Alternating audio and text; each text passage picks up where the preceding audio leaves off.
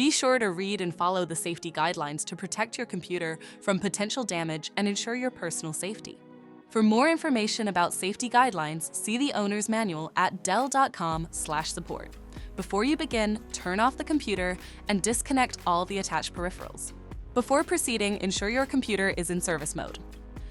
To enter service mode, press and hold the B key on the keyboard and then press the power button. Now, the computer will boot up and the owner tag information is displayed on the screen. Press any key to proceed. The computer will emit 3 short beeps and shut down, indicating it has entered the service mode. Loosen the captive screws holding the base cover in place. Using a plastic scribe, pry the base cover from the palm rest assembly, starting at the top edge and working your way around to release it from all sides. Now, lift the base cover from the palm rest assembly. If your computer is unable to enter service mode, disconnect the battery cable from the system board. To remove the fan, identify the fan and disconnect the cable.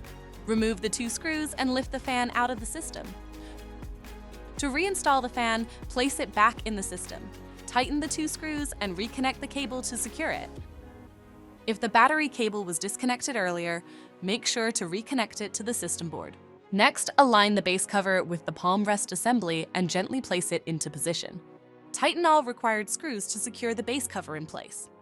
To exit service mode, connect the AC adapter and press the power button. Please note, the system will only power on and exit service mode if the adapter is connected. For more information about your Dell system, visit dell.com/support.